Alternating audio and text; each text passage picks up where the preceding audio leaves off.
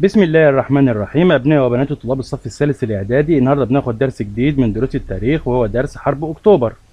حرب أكتوبر المجيد سنة 1973 من أهم الحروب اللي حصلت في العالم في الفترة الأخيرة. هناخد طبعا احنا خدنا في الدرس اللي قبل اللي فات إن احنا كان عندنا حرب 56 وبعد كده حرب 67. حرب أكتوبر هو تكملة للحروب ديت أو نتيجة للحروب ديت. ما هي أسباب حرب أكتوبر؟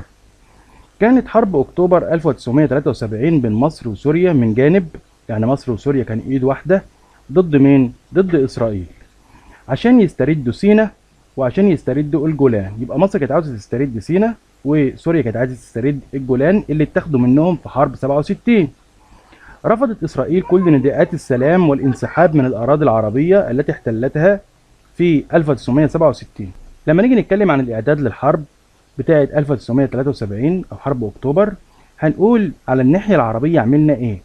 على الناحية العربية استفدنا من جميع الإمكانيات العربية وحاولنا إن احنا نصفي الخلافات ونوحد الصف العربي بحيث إن الدول العربية تبقى كلها إيد واحدة، بما إن احنا داخلين على حرب وفي ضدنا عدو، فلازم نكون كلنا إيه؟ إيد واحدة.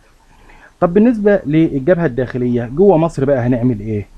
قال لك رفعنا الرقابة على الصحف، ما عادش فيه رقابة على الصحف ولا تجديد، بقى في حرية في الرأي. وعملنا حاجة اسمها الدستور الدائم. احنا عندنا دستور 1956، عندنا بقى دستور 1971 ده اللي اتعمل. وإلغاء الحراسات والإجراءات المقيدة للحريات. يبقى أنا رفعت الرقابة عن الصحف، عملت دستور 1971، إلغاء الحراسات والإجراءات المقيدة للحريات. طبعا كل ده في عهد مين؟ في عهد الرئيس أنور السادات. تمام كده؟ تم القضاء على مراكز القوى اللي هي كانت بتعارض الحكومة وكانت عاملة قلق في الشعب من جوه. يبقى أنا عندي القضاء على مراكز القوى، إلغاء الحراسات، إصدار دستور دائم، رفع الرقابة على الصحف. لما نيجي نتكلم عن حرب 1973 ونقول إيه الأحداث اللي حصلت فيها، هنلاقي إن إحنا عندنا في البداية بدأ الجيش المصري بضربة جوية. يبقى أنا عندي في البداية خالص بدأ الجيش المصري بضربة جوية. طيب بعد ما الجيش المصري دخل بضربة جوية بدأنا بقى إيه؟ بالمدافع، وبعد كده بدأت الآليات تعبر سيناء. طبعا احنا عارفين ان احنا بيننا وبين سيناء قناة السويس وخليج السويس، فبالتالي كان لازم الدبابات تعدي البر التاني. طب هتعدي البر التاني ازاي وفي عندنا حاجة اسمها خط بارليف؟ خط بارليف ده طبعا كان خط عالي جدا وكانت اسرائيل بتتحدى ان مستحيل اي حد يقدر يدمره، لكن احنا بفضل الله قدرنا ان احنا ندمره في 6 ساعات وقدرنا ان احنا نعدي بالجيش بتاعنا هناك.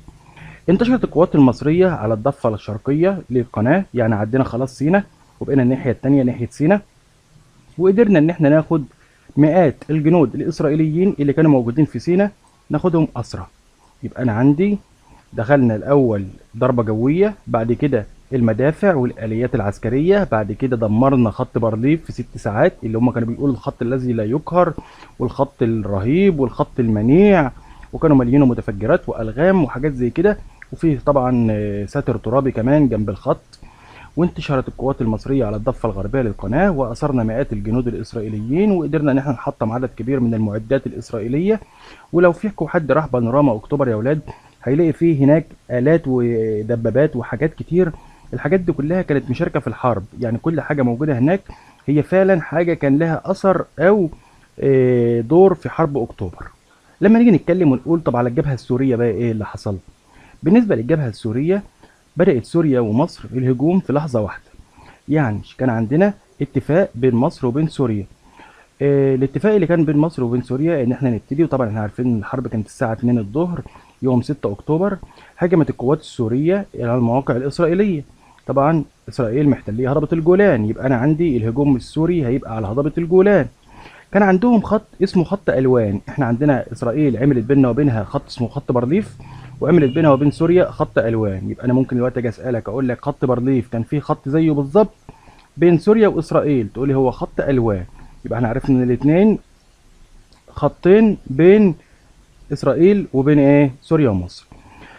خط الوان هو خط الدفاع الرئيسي لاسرائيل وبيمتد على طول هضبة الجولان على طول 70 كيلو متر. تم ردم الخندق العريض وأقيمت عليه المعابر. استمر الطيران السوري بتقديم دعمه للقوات البرية التي اخترقت خط الدفاع الإسرائيلي ووصلت لحد عمق 20 كيلو متر، وصلت تقريبا لحد ايه؟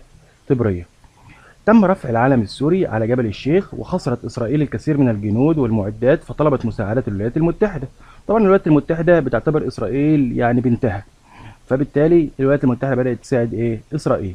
يبقى أنا عندي إن الجماعة بتوع سوريا بدأوا في نفس اللحظة اللي إحنا متفقين وياهم، ودخلوا وقدروا يحطموا خط ألوان زي ما إحنا قدرنا نحطم خط برديف، وتقدموا لحد ما وصلوا في هضبة الجولان لحوالي 20 كيلو، وتم رفع العلم السوري على جبل الشيخ، وخسرت إسرائيل الكثير من الجنود والمعدات، فطلبت مساعدة الولايات المتحدة. لما نيجي نتكلم عن الدعم العربي أثناء الحرب، حرب 73 العرب وقفوا معانا وقفة جميلة جدا، فقدموا بعض الدول العربية الدعم العسكري، والبعض الآخر قدم الدعم المادي. يبقى أنا عندي دعم عسكري ودعم مادي.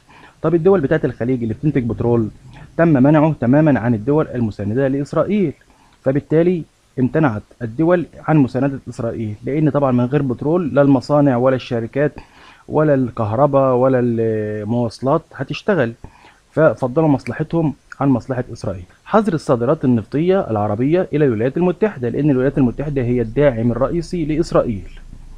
شاركت بعض الدول العربية في الحرب زي العراق والكويت والأردن والسعودية، دولت من ناحية آسيا. طب نيجي مصر جنبها ليبيا وتونس والمغرب والجزائر، وتحت مصر السودان. يبقى أنا عندي العراق والكويت والأردن والسعودية، وعندي ليبيا وتونس والمغرب والجزائر والسودان، اللي هم اللي جنب مصر واللي تحت مصر واللي قصاد مصر البر التاني. كما ساعدت كوريا الشمالية وباكستان مصر وسوريا. يبقى أنا عندي مصر وسوريا ساعدتهم دول غير عربية، إيه هم؟ كوريا الشمالية وباكستان. يبقى أنا عندي كوريا الشمالية وباكستان، أضف إلى ذلك الدول العربية. عندي مين في آسيا؟ عندي في آسيا العراق والكويت والأردن والسعودية. عندي مين في إفريقيا؟ ليبيا وتونس والمغرب والجزائر والسودان. الولايات المتحدة طبعا مش هتسكت، مش هتعدي الموضوع ده. بدأت الولايات المتحدة بقى في إن هي تقدم دعم للجيش الإسرائيلي، فأقامت جسر جوي لتقديم المساعدات العسكرية لإسرائيل. يبقى أنا عندي الولايات المتحدة عملت مساعدات عسكرية بينها وبين إسرائيل، جسر جوش، وقدمت ليها مساعدات مالية وصلت لأكثر من 2 بليون جنيه. قدمت معلومات عسكرية لإسرائيل ساعدتها على إنها تعمل ثغرة في منطقة الدفرسوار بين الجيش الثاني والجيش الثالث. يبقى أنا عندي قدمت معلومات عسكرية، قدمت مساعدات مالية، قدمت مساعدات عسكرية. تدخلت هي والدول الأعضاء في مجلس الأمن، وتم إصدار القرار 338 الذي يقضي بوقف جميع الأعمال الحربية من يوم كام؟ من يوم 22. يبقى أنا عندي تدخلت هي والدول الأعضاء في مجلس الأمن، الدول الأعضاء في مجلس الأمن مع الولايات المتحدة تدخلوا، وتم إصدار القرار 338 الذي يقضي بوقف جميع الأعمال الحربية، اللي هي يعني إيه؟ الحرب بيننا وبين إسرائيل. ليه؟ قال لك عشان إسرائيل طبعا اتبهدلت في الحرب ده. طب الكلام ده ابتداء من يوم من يوم 22. طب نقص كده 22 ناقص 6، يتفضل لك كام؟ 22 ناقص 6 عدد 2 يتفضل 4، يبقى 16 يوم. طيب قبلت مصر هذا القرار. طب لو جيت وقلت ما هي نتائج حرب أكتوبر؟ ايه النتائج بقى اللي طلعنا منها من حرب أكتوبر؟ احنا عارفين ان كل حرب لها نتائج زي ما لها أسباب ولها أحداث. قال لك تعتبر نقطة تحول في الصراع العربي الإسرائيلي، وأثبتت أن القوة لا تمنح سلاما. تاني حاجة، تحطيم أسطورة الجيش الإسرائيلي الذي لا يقهر، لأن احنا قهرناه، وعادة الثقة للمقاتل المصري اللي كان فقد الثقة في حرب 67. تقويض أسس العقيدة القتالية لإسرائيل. يبقى أنا عندي هدم أسس العقيدة القتالية لإسرائيل عندما فقدت دباباتها قدرتها وبسبب فاعلية القذائف والصواريخ المصرية. تقويض أسس العقيدة القتالية لإسرائيل عندما فقدت دباباتها قدرتها بسبب الفاعلية بتاعة القذائف والصواريخ المصرية. تقويض يا ولاد يعني هدم. يبقى العقيدة الإسرائيلية بتاعة إسرائيل إن هي قوية انتهت تماما. امتى؟ لما إسرائيل دباباتها اتدمرت وما عادتش قادرة تعمل حاجة قدام القذائف والصواريخ بتاعة مصر. كما فشلت طائرات إسرائيل في الاقتراب من قناة السويس، مجرد إنها تقرب من قناة السويس فشلت تماما. طب ده ليه؟ فاكرين لما احنا كنا بنقول إن احنا عاملين حائط من الصواريخ عشان نمنع توغل إسرائيل خارج سيناء ناحيتنا؟ كنا عاملين حائط على الخط الغربي لقناة السويس.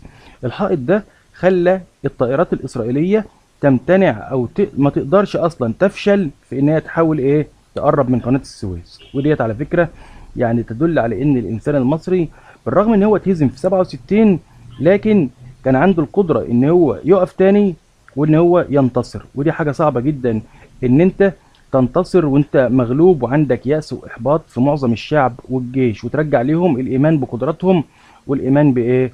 بالنصر باذن الله. عندي برضو انتهاء حالة اللا سلم واللا حرب وافساح المجال للمفاوضات السياسية. انا عندي كان في حالة من اللا سلم ولا حرب، لا احنا في سلام ولا احنا في حرب، وفسحنا المجال بعد حرب 73 للمفاوضات السياسية، وهناخد بعد كده هناخد بعد كده مفاوضات أوسلو ومدريد وغيرها وغيرها وغيرها إن شاء الله. أظهرت أهمية استخدام سلاح البترول العربي لما العرب منعوا البترول عن إسرائيل وعن الدول اللي هي بتساعد إسرائيل زي دول أوروبا وزي الولايات المتحدة. بدأت إن الناس تفضل مصلحتها على مصلحة إسرائيل. يبقى أنا هنا استخدمت البترول العربي كسلاح. أثرت في العلاقات بين إسرائيل وبعض الدول المحبة للسلام في العالم. في دول يا ولاد مهمة جدا يعني بالنسبة لها حكاية السلام، فلما لقت إسرائيل بتعتدي على مصر وبتعتدي على سوريا وبتعتدي على غزة وفلسطين وعاملة الحاجات دي كلها، ما عملت علاقات سيئة وياها، يعني فضلت إن هي تسحب علاقاتها مع إسرائيل. يبقى أنا عندي الحرب دهيت أثرت في العلاقات بين إسرائيل وبعض الدول المحبة للسلام في العالم. وانتهت نظرية الأمن الإسرائيلي. ليه؟ لأن إسرائيل كانت بتعتمد على خط ألوان اللي بينها وبين سوريا وخط برديف اللي بينها وبين مصر، فانتهت نظرية الأمن الإسرائيلي حيث انهارت الخطوط الدفاعية زي خط برديف وخط ألوان. يبقى أنا عندي اتنين انتهاء، أول واحدة انتهاء حالة اللا حرب واللا سلم، آخر واحدة انتهاء نظرية الأمن الإسرائيلي. عندي أظهرت وأثرت. أظهرت أهمية استخدام سلاح البترول العربي، أثرت في العلاقات بين إسرائيل وبين الدول المحبة للسلام. ثبت أن الموانع الطبيعية والصناعية لا يمكن أن تقف مانع أمام الجيوش الحديثة. طبعا احنا عارفين ان كان عندها خط الوان وخط برديف، وعمال اكرر في خط الوان وخط برديف لان لازم هيجولك في الامتحان واحد من الاثنين او الاثنين. تبقى انت عارف ان الخطوط ديت ما عادتش مانع قدام الجيوش الحديثه والاسلحه المتطوره. اعترف وزير الدفاع الاسرائيلي انه لا يمكن الاستمرار في الاعتقاد بان القوه العسكريه الوحيده في الشرق الاوسط هي قوه اسرائيل. يبقى انا عندي وزير الدفاع بتاع اسرائيل بعد ما كان في عنجهيه وفي غرور وعمال يقول احنا الجيش الذي لا يقهر واحنا خط الدفاع الذي لا يهزم، ويتكلم عن نفسه بغطرسه جامده جدا، بدا الراجل يعترف بنفسه ان لا يمكن الاستمرار بانهم هم القوه العسكريه الوحيده في الشرق الاوسط. وهناخد بعد كده قد ايه هم انحنوا للرئيس السادات وطلبوا منه ان هو يجي يزورهم، وهو لما راح هناك بمنتهى الثبات وبقوه وبشجاعه، وهم وقفوا في ذهول ومستغربين ازاي ان هو قادر يعمل كده ومش خايف منه. غيرت حرب اكتوبر موازين القوة واهمية التعاون بين القيادة السياسية والعسكرية. انا عندي حرب اكتوبر اثبتت ان القوة مهمة جدا والتعاون مهم جدا جدا جدا، واحنا شفنا الكويت والسعودية والاردن وفي سوريا ومصر وليبيا وتونس والجزائر والمغرب والسودان قد ايه ان جميل جدا ان احنا نبقى متوحدين وان احنا نبقى ايد واحده وان احنا يبقى لنا يعني تجمع كده وتعاون، شيء جميل جدا. وعلى فكره مهما كان الانسان ضعيف لما يتجمع مع اخواته اكيد هيبقى ليه قوه. اثارت التفكير حول مستقبل بعض الاسلحه وضروره تطويرها، ففي اسلحه كتير جدا فشلت في ان هي تعمل اي حاجه لمصلحه اصحابها، فبالتالي بدات الدول دي تفكر ازاي انها تطور الاسلحه بتاعتها وتحاول انها تفكر في اساليب جديده للحروب. وبكده نكون انتهينا من الدرس بتاع النهارده، اتمنى يا رب تكونوا استفدتم. اي حد عنده سؤال او استفسار يا ريت يبعتوا لي على صفحه مستر عماد حمدي خليل على الفيسبوك او على اليوتيوب.